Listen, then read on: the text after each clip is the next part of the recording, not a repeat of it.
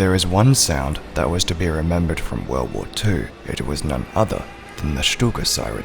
With its distinctive fixed undercarriage and inverted gull wings, the Junkers Ju-87 Sturzkampfflugzeug, or commonly known as the Stuka, became synonymous with the German Luftwaffe and spearheaded the panzer divisions during the Blitzkrieg campaigns of 1939 to 1941. Today, I'm going to be investigating as to how the Stuka's simple but devastatingly effective siren, the Jericho Trumpet, wrought terror into the hearts of an enemy.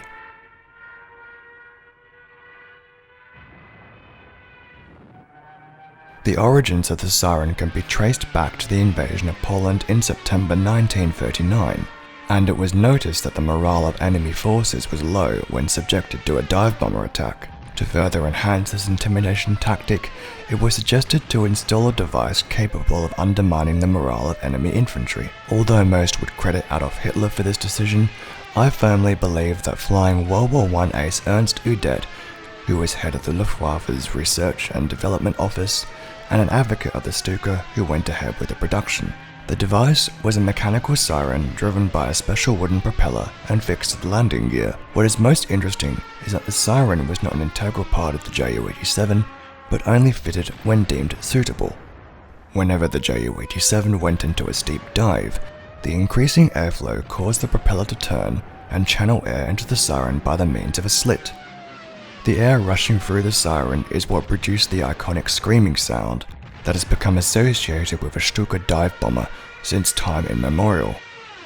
When first introduced on the battlefield, the shrieking sound had an appalling effect on the morale of Allied troops, causing many to become disorientated and petrified as the air around filled with nothing but fear, and all one could do was simply jump to the nearest trench and hope that the bombs did not land near them.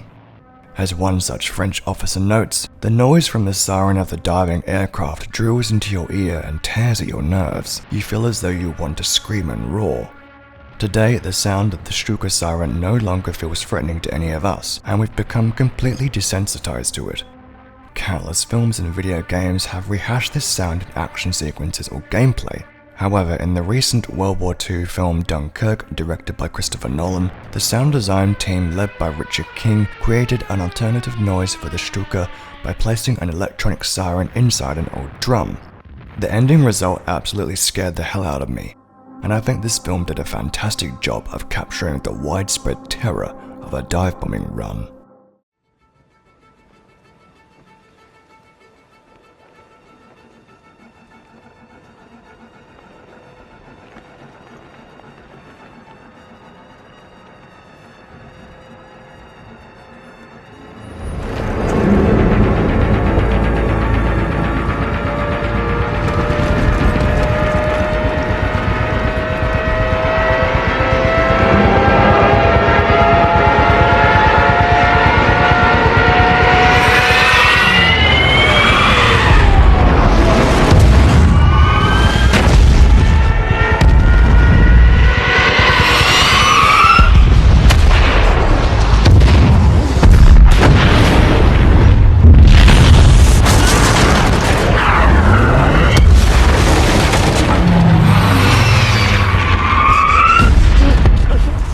Perhaps not surprisingly, most of the pilots who flew the Ju-87 complained bitterly to their superiors of the constant wailing noise produced by the siren and had them removed. This was done for a variety of reasons. Not only was the noise highly distracting, but it also caused significant drag, taking away 10 to 20 kilometers of speed, and having to listen to the siren when they failed to disengage drove the crew mad. As Friedrich Lang of STG2 states, we started the war without sirens in our group in 1939. In April 1940, we had a homemade whistle and siren, but they did not work very well until a specially shaped wooden propeller was fitted to the gear. We did not get supplied by industry until later. They turned in the wind on the dive and created a noise that became louder with speed. The constant howling noise distracted and upset not only the enemy, but also the crew. On the later Dora variant, it could become better when you could turn off the propeller electrohydraulically, and when not in use, could be sealed with a domed cap.